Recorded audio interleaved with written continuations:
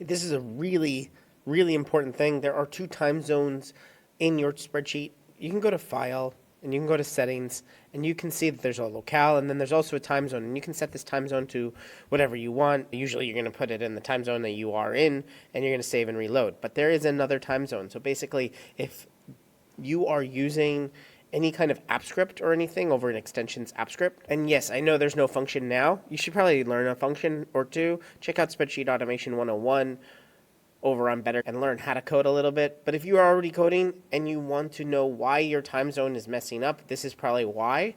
Over here on the left side, go to Project Settings, and here's another time zone. So this time zone you also have to set, and we're going to set that, and just by setting it, it's going to save it.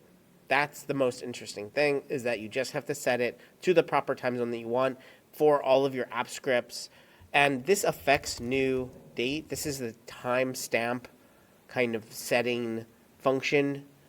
So we can say variable today equals or timestamp equals new date.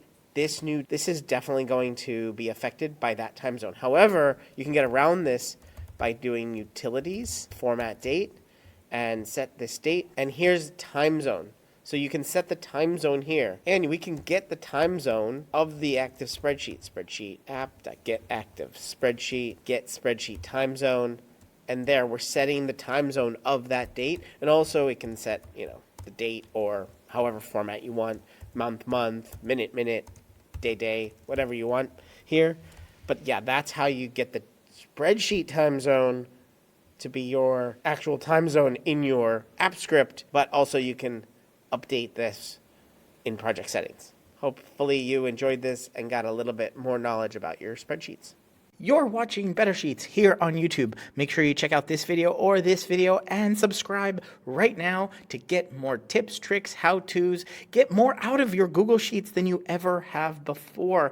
I'm excited to be making a ton more videos here. Ask me questions down in the comments and I will answer them in future videos. But for right now, right here, one of these videos is going to be your next Google Sheet.